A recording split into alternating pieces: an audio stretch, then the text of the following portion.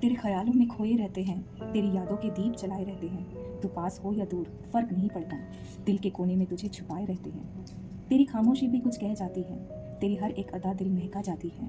तू जो हो पास तो रात भी सजती है, तेरे बिना भी हर सोच तुझ पे ही रुकती है। हाय फ्रेंड्स, लेट्स सी कि इस रिलेशनशिप में आपके जो पर्सन है आपके माइंड में वो इस कनेक्शन के बारे में क्या सोचते हैं, उनके दिल को जानने की कोशिश करते हैं।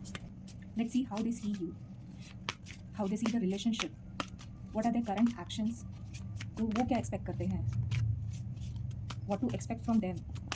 ओवरऑल रिलेशनशिप में पोटेंशियल क्या है, उनकी स्ट्रेंथ क्या है, उनकी वीकनेस क्या है। चलिए आज इसको और डीपर लेवल पे जानने की कोशिश करते हैं। So let's begin with their energies and their weakness,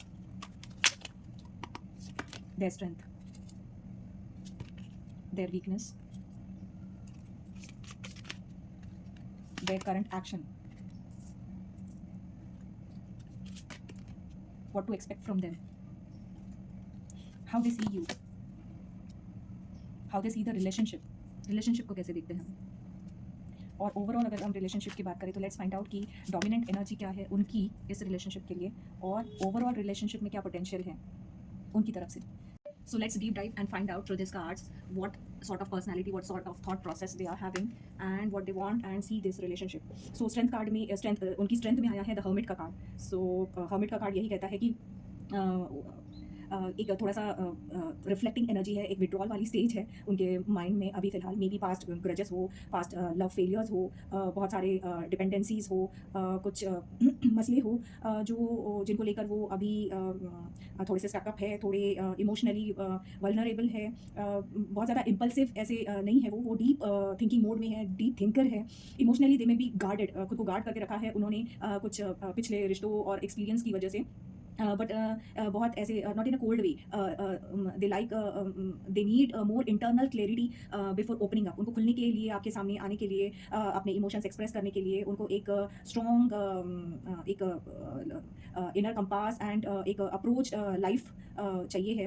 एक कॉशन और थॉटफुलनेस के साथ वो आगे बढ़ने वाले हैं। सो उनकी वीकनेस में कार्ड जो आया है वो है हाई प्रिस्टेस का।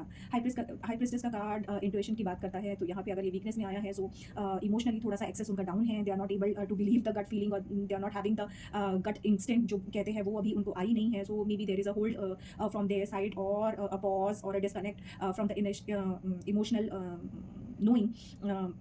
They may be struggling to open up emotionally or trust their inner instinct.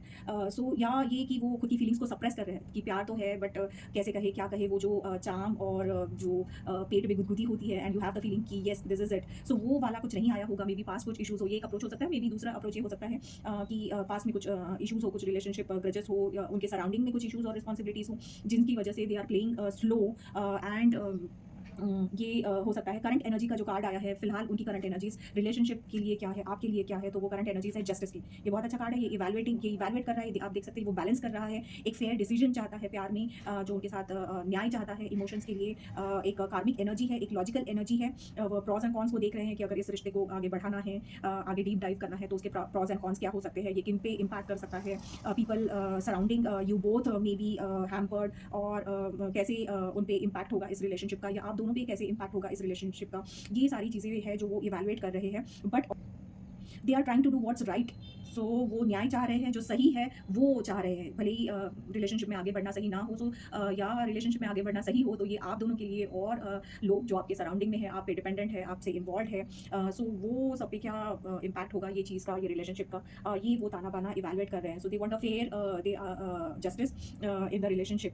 सो वो वाली सी एनर्जीज देख रही हूँ। What to expect from them में आया है एम्परर का कार्ड। सो उनसे क्या एक्सपेक्ट कर सकते हैं आप इस रिलेशनशिप के लिए। सो वो तो बिल्कुल नहीं खुलेंगे, और दे एक कटहल की तरह, जैसे वो बताएंगे कि बाहर से बहुत सख्त है बट अंदर से बहुत एक भूचाल और एक बहुत ही सॉफ्ट सोबर सा उनका नेचर है। बहुत ही भले ही बाहर से सख्त दिखा रहे हो but they are very structured, controlled, और मे बी शायद रिलेशनशिप में उनकी ही चलती हो, थोड़ा डोमिनेटिंग सी एनर्जी होगी आप दोनों के रिलेशनशिप में उनकी तरफ से। सो एक मैस्कुलिन एनर्जी, एक कॉन्फिडेंट, एक स्टेबल एनर्जी है, एक देने वाला है, एक प्रोवाइडर है, एक प्रोटेक्टर है, बट थोड़े से रिजिड है, इमोशनली रिजर्व्ड है, खुद को शायद दबा के रखा होगा बहुत सारी रिस्पॉन्सिबिलिटीज़ की वजह से।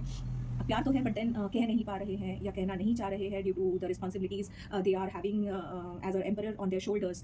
सो ऐसी एनर्जीज देख पा रही हूँ मैं। हाउ दे सी यू, वो आपको कैसे देखते हैं? वो आपको देखते हैं 5 ऑफ वॉन्ड्स की तरह। सो वो आपको एक कॉन्फ्लिक्ट, एक चैलेंज, एक कॉम्पिटिशन की तरह देखते हैं शायद, जहाँ पे वो स्ट्रगल थोड़ा सा फेस कर रहे हैं। मे बी एक स्पार्क है, एक फायरी एनर्जी है, एक स्ट्रॉन्ग फायरी एनर्जी की तरह वो आपको देखते हैं। थोड़ा सा स्ट्रगल पाते हैं आप में, आपको अप्रोच करने में भी, आपके साथ अलाइन करने में हो सकता है वो स्ट्रगल या इश्यूज। सो या आपके साथ थोड़ा सा टेंशन वाली सिचुएशन या अनरिजॉल्व कोई कॉन्फ्लिक्ट होगा प्रेजेंटली, वो उनको थोड़ा सा डिस्टर्ब कर रहा है। वैसे आप एक स्ट्रॉन्ग और फायरी पर्सनैलिटी के हिसाब से उनके माइंड में बसे हुए हैं। And how they see the relationship, इस रिलेशनशिप को आपके साथ जो रिलेशनशिप है आपके साथ, अगर वो एनर्जीज अलाइन करे, सो उनको ये रिलेशनशिप में जो है, how they see the relationship, how they see the bond is the hand man. So they have got the feeling कि रिलेशनशिप अभी स्टकअप है, पॉज है, लिम्बो में है। बट एक शिफ्ट और एक नए प्रोस्पेक्टिव और एक नए नज़रिए की ज़रूरत मैं यहाँ देख रही हूँ। अगर मिल जाता है then everything will place in alignment. So they feel like things are moving. उनको लग रहा है कि चीज़ें आगे बढ़ नहीं रही हैं, आप अप्रोच नहीं कर रहे हैं, कॉन्फ्लिक्ट रिजॉल्व नहीं हो रही है, आपसे जो रिलेटेड वो चैलेंज है जो वो फेस कर रहे हैं वो सॉल्व नहीं हुआ है। तो उनको लग रहा है कि चीज़ें मूव ही नहीं कर रही हैं। सो इसलिए they are not rushing, they are observing, maybe unsure कि किस डायरेक्शन में जाना है। सो अभी स्टोरी खत्म नहीं हुई है, but there is a pause और एक नए नज़रिए से चीज़ों को देखने की ज़रूरत है उनकी तरफ से। सो दैट कि चीज़ें और रिलेशनशिप आगे बढ़ पाए। ओवरऑल जो पोटेंशियल है रिलेशनशिप का, उसमें आया है नाइट ऑफ पेंटिकल्स का कार्ड। सो ये बहुत ज़्यादा बबली और फायरी एनर्जी तो नहीं है, but then it is a stable and grounded energy. जैसे कहते हैं ना कि slow and steady wins the race. So उस हिसाब से है कि स्लो प्रोग्रेस है, रिलेशनशिप आगे बढ़ रहा है, प्रॉस्पेक्टिव धीरे धीरे चेंज होगा। होपफुली बहुत ज़्यादा रोमांटिक, फायरी और ऐसा कुछ तामझाम वाला तो कुछ मैं देख नहीं रही हूँ। But then what I can see with this card is कि there is a slow, consistent and reliable progress. अगर आप थोड़ा सा पेशेंस रखें, सो चीज़ें आपकी डायरेक्शन में बिल्कुल मूव होंगी और ये रिलेशनशिप आगे बढ़ेगा। सो ओवरऑल पोटेंशियल सॉलिड है, और स्लो, स्टडी और फाउंडेशन बेस्ड प्रैक्टिकल अप्रोच के साथ स्टेबल, ग्राउंडेड ग्रोथ यहाँ पे रिलेशनशिप को लेकर मैं देख पा रही हूँ। एक कार्ड मैं लूँगी, उनके इमोशंस हम ऑलरेडी देख चुके हैं कि what they feel and all. बस अगर एक मैसेज अगर वो देना चाहे कि what they want to say to you, what they want to say to you, what they want to say to you, what they want to say to you. Let's see what they want to say. It's time for me to heal now. Okay, so healing mode में है, जैसे कि card आया था 4 of swords का। सो heal होना चाहते हैं पास्ट ट्रॉमा से एंड देन वो आगे बढ़ना चाहते हैं। सो पॉज ये उनके लिए बहुत ज़्यादा इंपॉर्टेंट है टू टेक यू अप, और पुराने ग्रजेस छोड़ के, पुराना सब मन की धूल को साफ करके आगे बढ़ना चाह रहे हो। And the second card is I love you conditionally, unconditionally, sorry, I love you unconditionally. So yes, there is a love in the air. So उनके साइड से भी हाँ है, उनके साइड से भी प्यार है, बट देन थोड़े से इशूज़, नए प्रोस्पेक्टिव, थोड़ा confidence, inner healing, intuition, gut feeling, एक बार वो थोड़ा सूदिंग और काम कंपोज हो जाए तो चीज़ें आगे और अच्छी तरीके से बढ़ सकती है। तीसरा कार्ड कहता है my life is not as together as it seems. So बाहर से भले ही वो सख्त खुद को दिखा रहे हैं, स्ट्रॉन्ग दिखा रहे हैं, एक एम्परर दिखा रहे हैं, एक अचीवर दिखा रहे हैं, एक इंडिपेंडेंट, कॉन्फिडेंट एनर्जी भले ही वो दिखा रहे हो, बट अंदर उनकी भूचाल है। Their life has been struggling, their emotions were maybe broken, and so they need time to heal. And they are trying to say you कि उनकी लाइफ आपको जैसे दिख रही है, जैसी शो हो रही है, उनकी पर्सनैलिटी और बिहेवियर से वैसी ही है नहीं, वैसी थी नहीं। So they are in the recovery mode here. And एक गाइडेंस कार्ड, अगर एंजल्स उनको कुछ गाइड करना चाहे या आप अपनी तरफ से अगर उनको कुछ प्रोस्पेक्टिव देना चाहे तो वो क्या होगा? Self acceptance, I accept myself fully and love all parts of me. So self acceptance कि जो हो गया वो हो गया है, and the way they are today, so they need to accept themselves so that they can accept you and the relationship with more proactivity, with more proactively and positively. So I hope you like this reading and you could grab some insight from the person from this reading, and you try to know and relate with the emotions which the person in your mind holds. Thank you.